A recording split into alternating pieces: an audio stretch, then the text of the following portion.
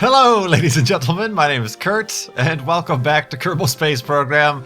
That guy, always gets me every time. He has his mooner little giggle there, but we're back, Kerbal Space Program. Kind of a little bit unusual of an episode today. I don't particularly have anything special planned. It might be a little bit of a short episode, but for those of you who perhaps follow me on Twitter will know that I've actually been taking time to play this game, Kerbal Space Program, away from the recordings.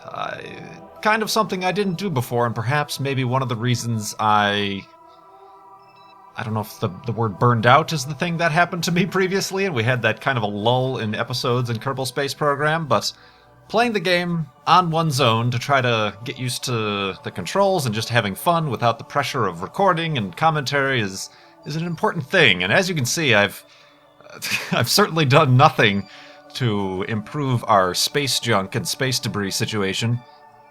But I have been a busy little Kerbonaut.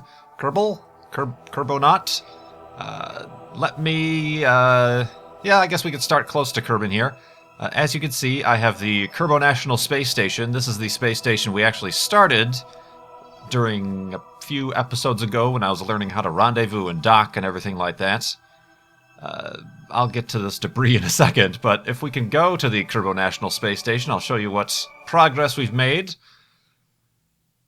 If the game doesn't crash. Here we go. Woo! Check out this bad boy.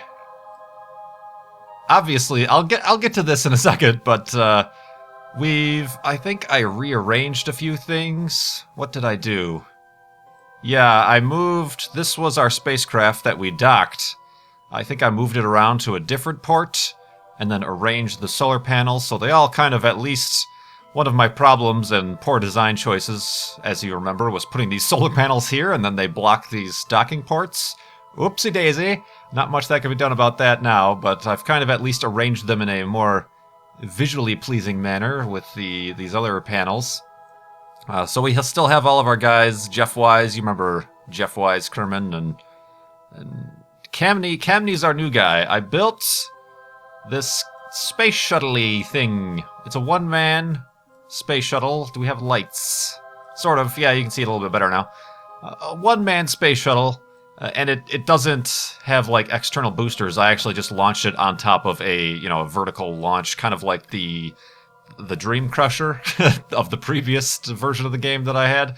Similar design. And I used one of these special docking. You know what I could do? What would be a lot easier?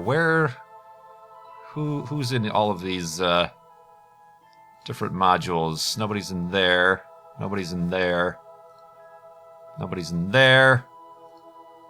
Orhat. Yeah, Orhat. Everybody remembers Orhat. Let's actually take a little flight around with a Kerbin. It'll be a little bit easier to get a sense of scale.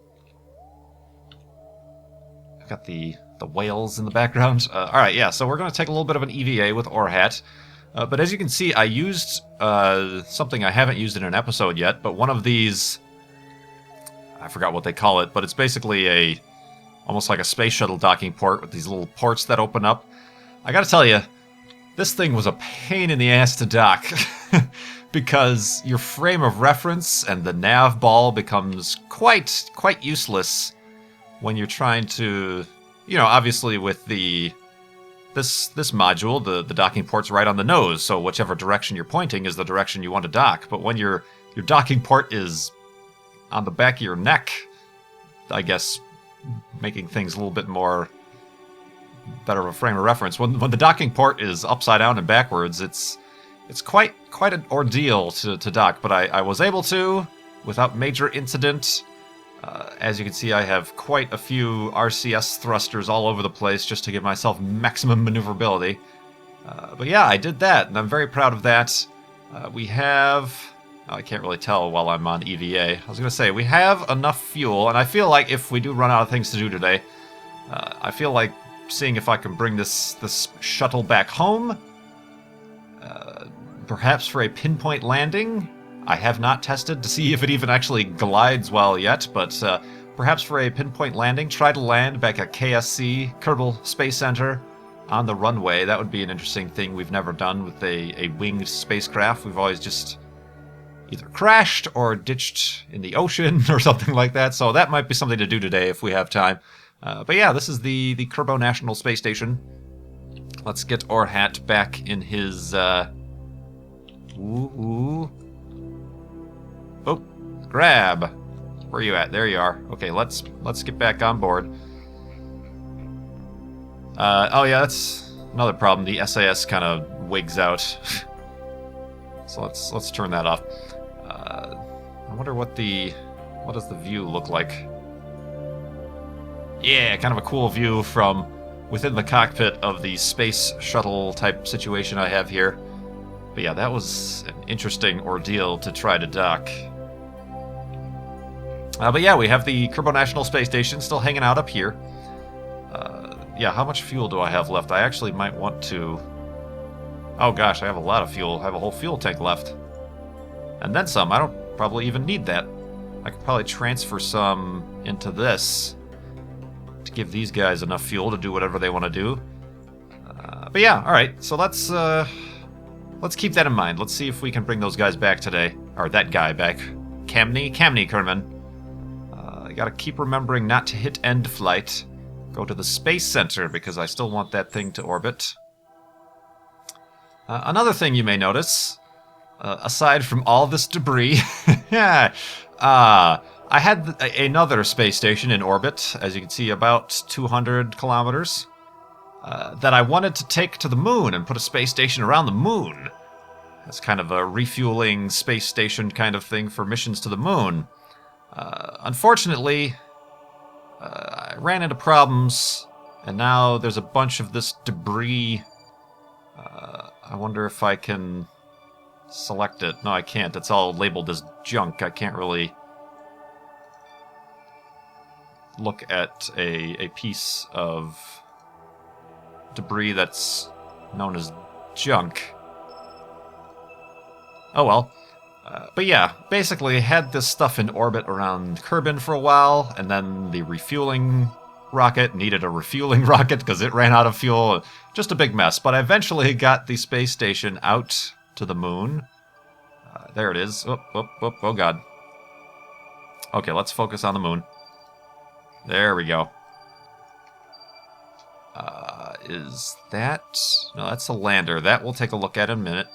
Here we go. Of course, we're on the dark side right now. The dark side. But here's our sort of space station around the moon.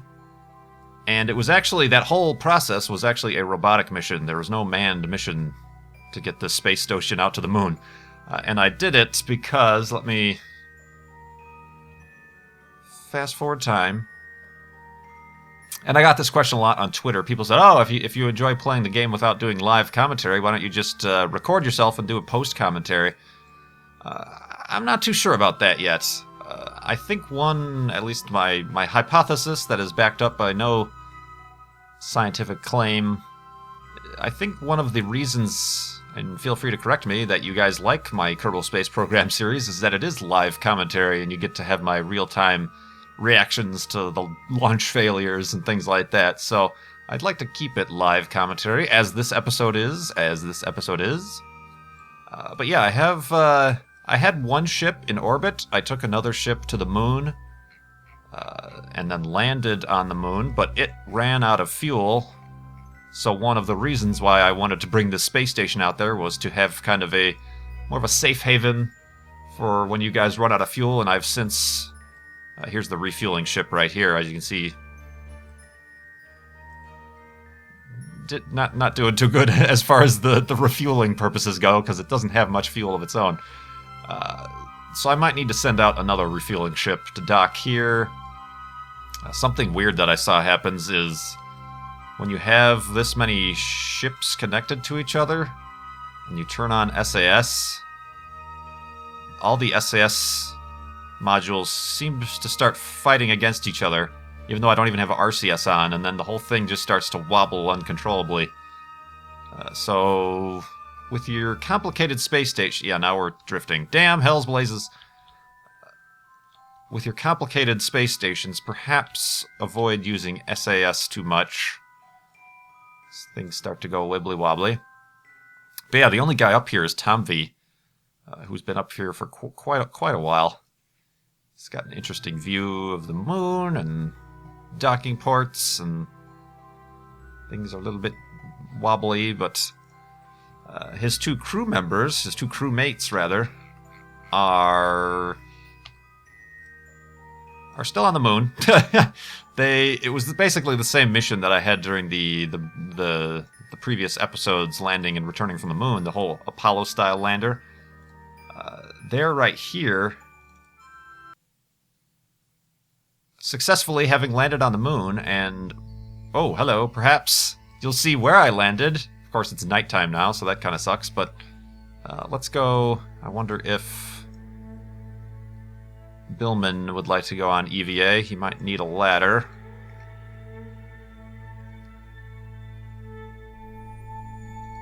Billman, hold on. Let's go down. Let's let go. Let's turn on our headlights. But yes, we are next to... Ooh, ooh, ooh. Alright. This is the monument that the developers put on the moon for Neil Armstrong. They said they put it at about the correct longitude and latitude that Apollo 11 landed. And it's actually quite a big monument. You know, you look at, I'm sure you've seen pictures, they posted it to the website and their Tumblr and the forums, but this is a gigantic thing. It's full scale monument here of the Apollo lander and stuff like that. So I landed right next to it, actually a little bit further away. You might notice some debris out there. I actually landed on my side, and I did so in a panic because I completely ran out of fuel, and these guys are now stuck here, which is kind of a problem. So I'm going to try to think of a way. I'd like to keep this spacecraft here just so now I know specifically where this monument is at, but it'd be nice to have kind of a challenge of a mission to send maybe a robotic lander out here to pick these guys up and take them home, or take them back up to the station that's now orbiting the moon so they can get home. But yeah, I landed on my side, lost one of my engines, no big deal. A benefit that I've found from that experience is that this lander has the capability of righting itself. If you land on your side, you just retract the lander legs and then extend them again, and it flips itself upright. So, hooray! Intentional design. That was totally intentional. That's exactly what I meant when I made this thing pieced together. But yeah, and this one I wanted to do this mission because I added an SAS module. If you remember the previous moon mission, I forgot to put the SAS module on the lander, and that caused some problems. Of course, didn't really help me out too much if I landed on my side, but... Alright. Whoop, I just walked right through the ladder. Whoop. There we go. Alright, back inside. So yeah, that might be a future mission, a robotic rescue mission. Yeah, as you can see, I'm pretty much out of fuel. Like, quite literally out of fuel, so there's no way I'm getting back into moon orbit with this thing. So it, as well as the Neil Armstrong monument, has become a monument on its own. Do I have... I'm holding an electric charge, so I'm assuming... I thought I put some sort of solar panels on this thing. Oh yeah, derp, they're right on the outside. Haha! Alright, but anyway. So yeah, that is what I have been up to in Kerbal Space Program. This is... what is this? Oh yeah, this is one of the 3 spent robotic refueling stages that I sent up that then needed its own refueling. As you can see, I've completely transferred all the fuel into the space station, so this is just space junk. And yeah, it's only a ship because I have this right here. This is the robotic unmanned module that you can place when building a rocket, so that you don't need an actual manned ship. But that's interesting. I think a future idea I have is to make an actual robotic lander to go to Duna, or another one of the planets, because realistically, if we're looking at this as far as role-playing the Kerbal Space Program, this Kerbal Space Program, realistically speaking, we wouldn't be sending a whole 3-man crew to Duna for the first time. We would be sending robotic missions first, as we are doing for realsies here with NASA, so maybe that'll be something for the next episode or two. But as promised, yeah, I think we have enough time to at least attempt. Let's go back to these guys. And let's see... Oh, I should probably turn off my lights. I'm going to run out of fuel. Or, fuel. Battery. I don't think I'm going to run out of battery. Look at all these solar panels. Let's see if we can't... That's about sunset-ish. But yeah, let's see if we can't find a way to bring this space shuttle, this winged space plane, back home to Kerbin. Maybe I should fast forward time so that I'm not landing at sunset. Maybe that might be a good idea. Let's do that. Alright, we're back. I fast-forwarded time. It actually took a little bit longer than I anticipated, but I fast-forwarded time, and that actually out there in the distance is where Kerbal Space Center is located. I think it's over there or something like that. We just passed overhead.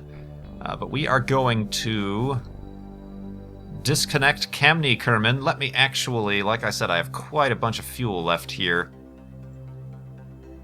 Let me transfer some of this. Alt. Yeah, let me transfer some of this to this pod.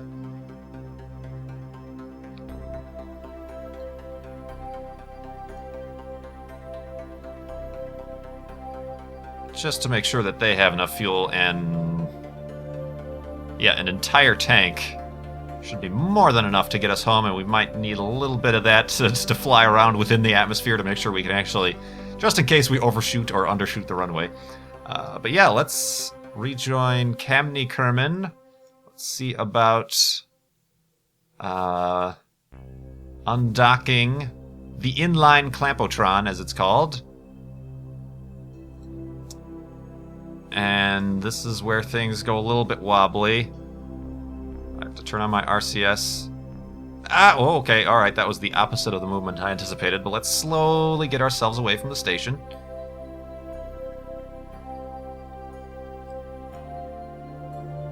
Yeah, basically to dock, what you have to do is say, watch the nav ball, control from the docking port, and as you can see, the nav ball completely switched around 90 degrees. So all of your controls are like completely backwards. It's an interesting experience. But I actually would like to control from here now, thank you. Alright, we have undocked. We are slowly, gently fading away. Where is our pilot? That's weird. I don't have him on the screen.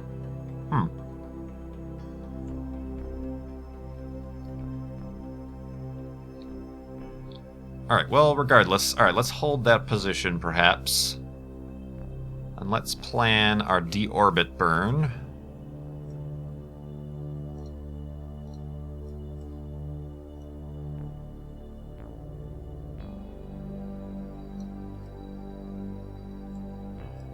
I don't want it to be too steep because this is a space plane, and I do want to actually have time to come down and catch the atmosphere.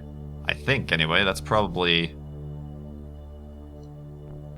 the right course of action, is it not? I need to catch the atmosphere instead of just dropping down like a stone, you know?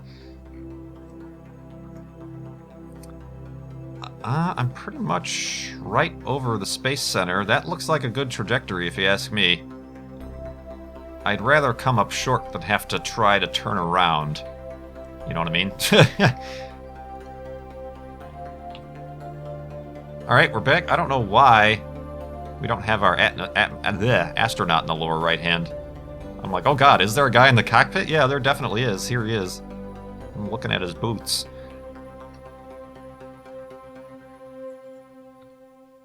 Oh well, a little program bug. But yeah, say farewell. I did have... I put a light right there. It didn't really help me out at all to shine on the docking port. Ooh, check out that shadow on the solar panels. I am making them very inefficient. Alright, let's set up for our re-entry burn. First have to find the target. Ah, the ballet.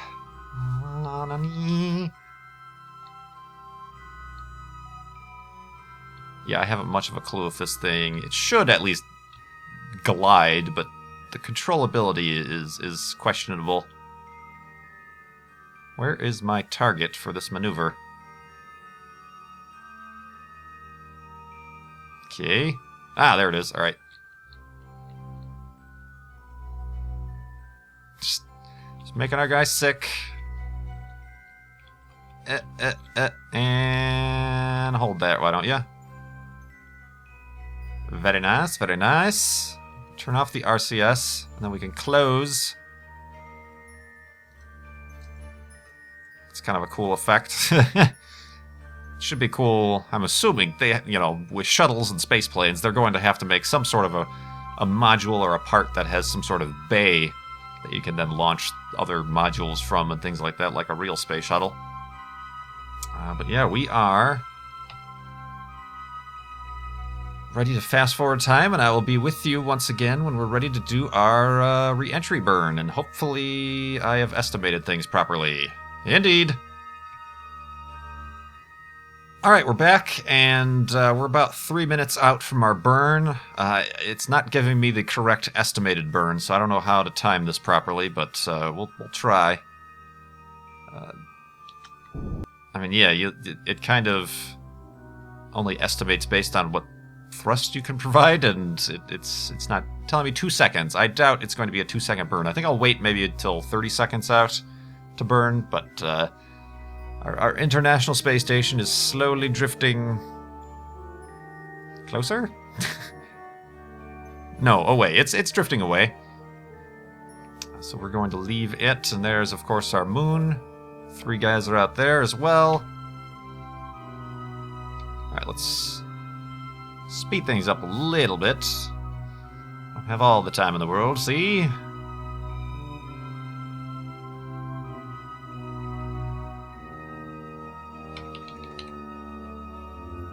Alright, what did I say? 30 seconds out?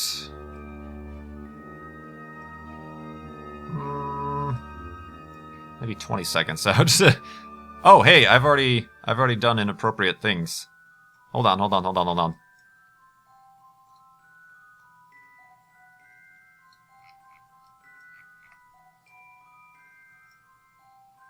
Yeah, that would actually probably be better. Okay, my little test burns messed up my trajectory. Alright, are you ready? 8, 7, 6... Well, that was a good guess. See you later!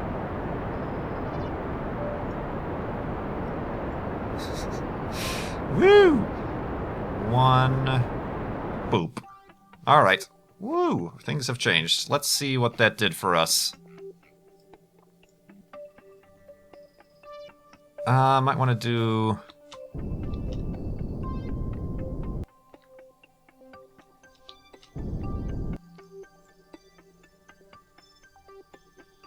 Brought us down to 5,000 meters? That should be enough.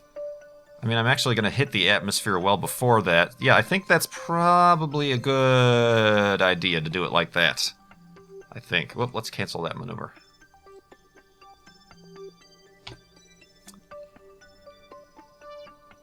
Okay, I very much could have transferred a lot more fuel into that space station. Oh well. Well, now we know. We can use our space shuttle design as a reliable refueling device. since we've done that properly, let's spin around and kind of get ourselves on a more forward-facing trajectory. Oh, it's a sunrise! Ah!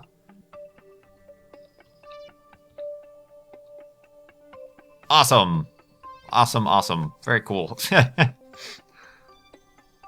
Alright, so now we're set up. We've told, what happened to his face? I really want to see what he's doing. We've told...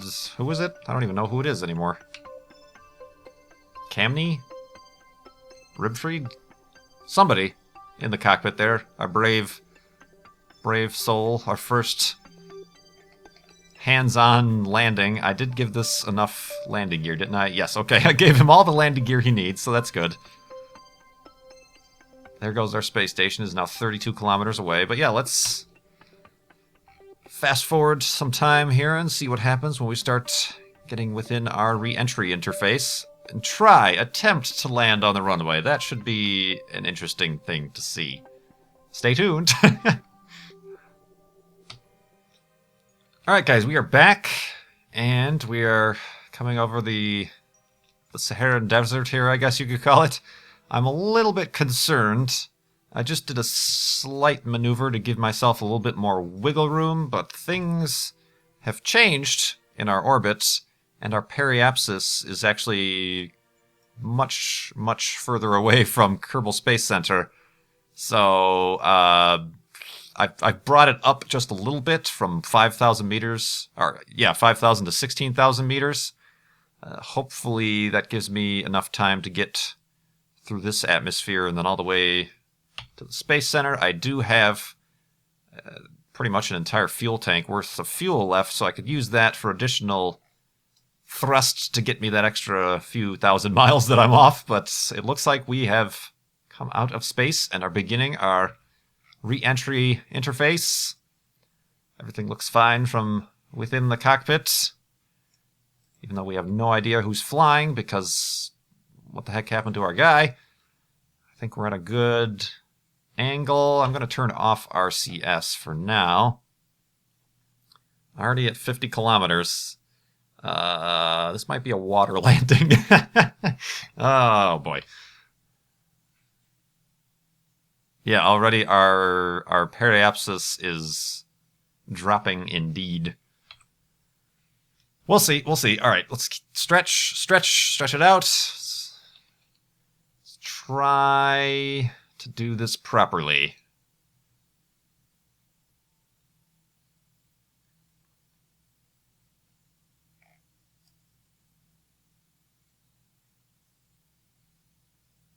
Alright, already the SAS is doing some work trying to keep our pitch up. Re-entering the atmosphere, it's trying to make us go down like a lawn dart. Pretty soon we're going to run out of maneuverability, and it's going to start doing that regardless. Yep, okay, here comes our nose. Oh, okay, our periapsis is going in that direction. That's good, that's good. It's so silent. A little bit too silent, I think. Bleeding off a lot of that speed. Oh god, okay, yeah, hold on, let's... While we still have some speed and altitude, let's try...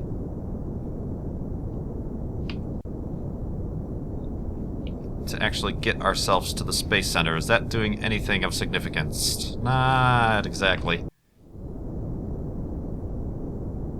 Slowing our descent, which is what I would like to see.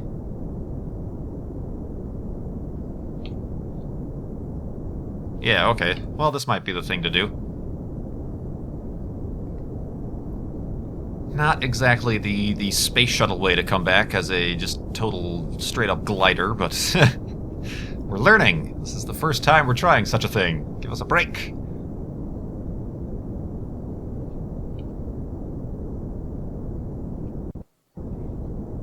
Alright, so, what have we learned? I should have probably shot for a landing way out here.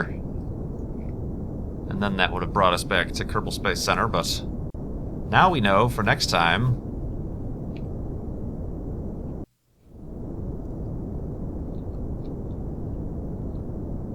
Let's tilt down a little bit to keep this more horizontal movement. Oh, I am gaining altitude. That's not particularly the thing I want to be doing.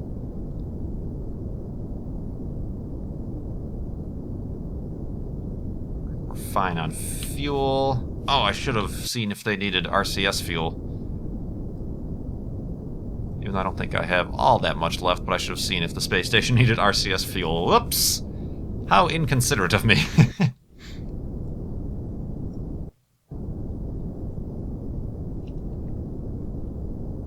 I don't really want to be gaining altitude, I just want to slow my descent. Yeah, I totally undershot. Oh, well. What is this? Oh, it's just a piece of debris. Alright, we're back, and I'm starting to come on with... Oh god, I just ran out of fuel. Alright, well, I guess that determines where we're going to land then. I was about to say something clever about my plans, but they're all out the window now. Looks like we missed our landing by an entire continent. But hopefully this kind of deserty area is nice and flat. And we'll be able to find a nice place to land. I might glide for further than that. Although these mountains in between where I'm at and my destination are a little bit concerning. Yeah. This thing might not glide very well either. It doesn't have that much surface area on its wings, or control surfaces, really. Neglected to put any, rudders. Neglected to put rudders, so turning left and right is a little bit difficult. I'll just have to do that by banking.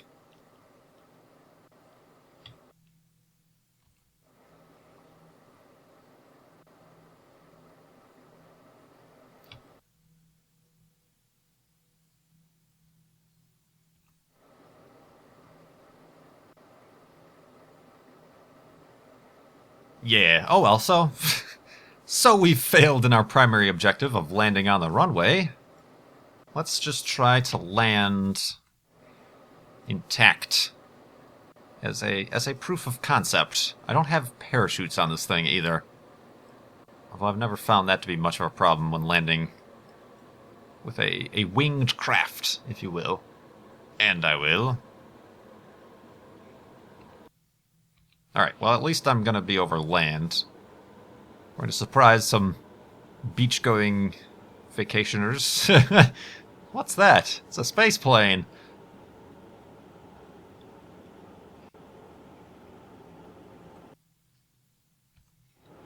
Yeah, let's actually try for the beach.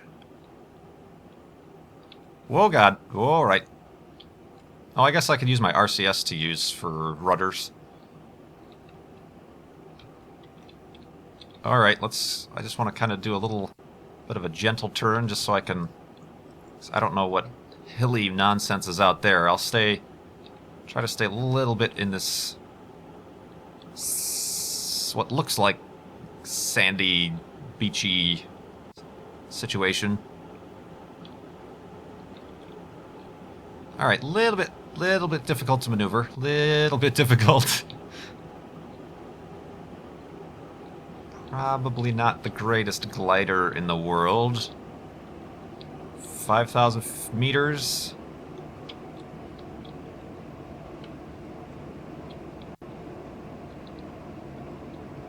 Although,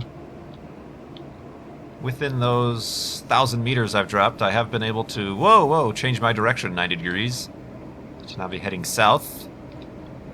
So perhaps not great on the maneuverability, but not terrible either.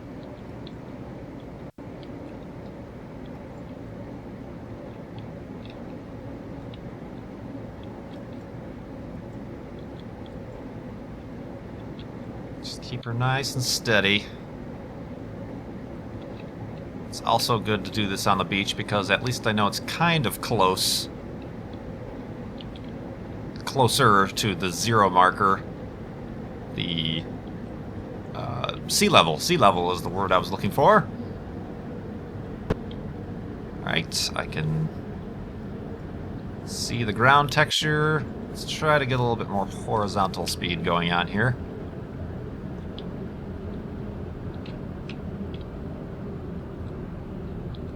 Flaring up the nose.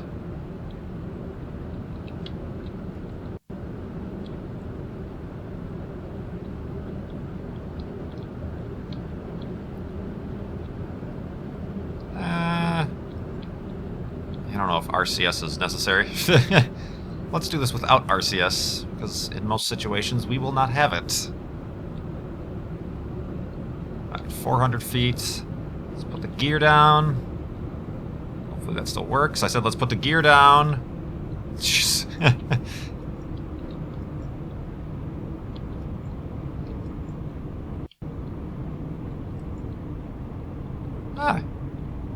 Kind of works as a glider, don't you think? If we just keep it horizontal there. There we go. Very nice.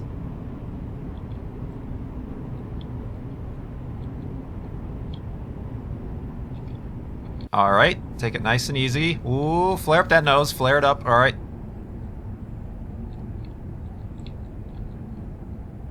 Wow! Brakes, brakes, brakes, brakes, brakes, brakes. Whoa, whoa, whoa. Ooh, I started going up a little bit of a bumpy hill there. Alright, and the parking brakes. Not bad, not bad. Not great, but not bad. That actually turned out a little bit better than I anticipated. Now I just have to figure out a way how to learn to actually land where you intend to, and not a whole 1,000 miles away. So yeah, anyway, this has been kind of a weird, brief update video as to what I've been up to in Kerbal Space Program. Landed a space shuttle. Perhaps I'll send another one up there at some point. But yeah, look forward to, in the future, showing you more progress of the stuff I do away from the camera, but more on-camera stuff. Like I said, I'd like to see about trying like a robotic lander. Maybe not a rover, but like just a lander, some sort of like Pathfinder or something like that sort of mission to Duna, just to get the feel for landing on another planet before we start sending actual manned missions. Ooh. Animations. So yeah, whoever our pilot was, well done, good job. You brought it home in one piece, if not in the wrong spot. This has been Kerbal Space Program. My name is Kurt. I will see you... Oh, it's Camney. I will see you next time. Indeed. Like a mouse.